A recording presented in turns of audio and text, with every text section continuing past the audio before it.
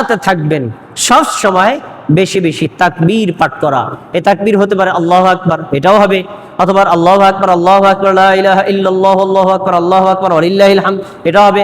আল্লাহু আকবার কাবীরা আলহামদুলিল্লাহি কাসীরা ওয়া সাব্বিহুহু বুকরাতা ওয়া আসীলা, এটাও হতে পারে। অথবা সাধারণ জিকির সুবহানাল্লাহ, আলহামদুলিল্লাহ, আল্লাহু আকবার, লা ইলাহা ইল্লাল্লাহ, লা হাওলা ওয়ালা কুওয়াতা ইল্লা বিল্লাহ, আস্তাগফিরুল্লাহ, এটা যতবার ইচ্ছা, কোনো নির্দিষ্ট সংখ্যাও নাই আর নির্দিষ্ট সময়ও নাই, নির্দিষ্ট স্থানও নাই, যখন ইচ্ছা যতবার ইচ্ছা পড়বেন আপনার জন্য নেকি হবে। এক নম্বর আমল।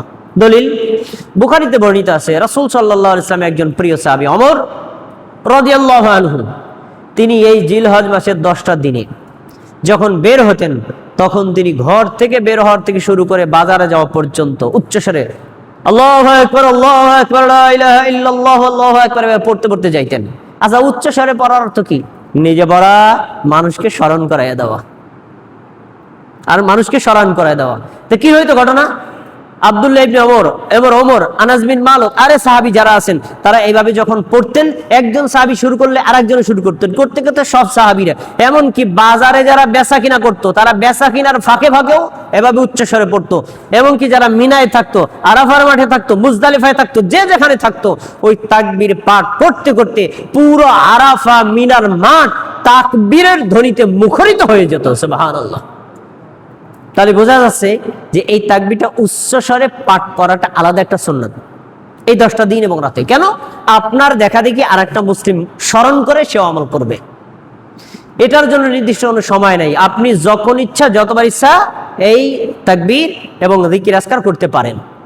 আচ্ছা, এবার তাকবীরের আরেকটা সময় হলো নির্দিষ্ট, ফরজ সালাতের পরে। কখন? জিলহজ মাসের 9 তারিখ মানে আরাফার দিবসের ফজর থেকে শুরু করে জিলহজ মাসের 13 তারিখ আসর পর্যন্ত মোট 5 দিন 23 ওয়াক্ত ফরজ সালাতের পরে একবার, কমপক্ষে, বেশি যদি পড়তে পারেন একবার উচ্চস্বরে, নারীও করবে পুরুষও করবে, ইমামও করবে মুক্তাদিরও করবে, একবার করে করা হলো সুন্নাতে মুআক্কাদা। 5 ওয়াক্ত সালাতের পরে 5 দিন জিলহজ মাসের 9 তারিখ থেকে শুরু করে 13 তারিখ আসর পর্যন্ত 23 ওয়াক্ত ফরজ সালাতের পরে একবার বলতে হবে আল্লাহু আকবার, আল্লাহু আকবার, লা ইলাহা ইল্লাল্লাহ, আল্লাহু আকবার, আল্লাহু আকবার, ওয়ালিল্লাহিল হামদ। কমাই দেব, এটা দূরে রাখি। জি।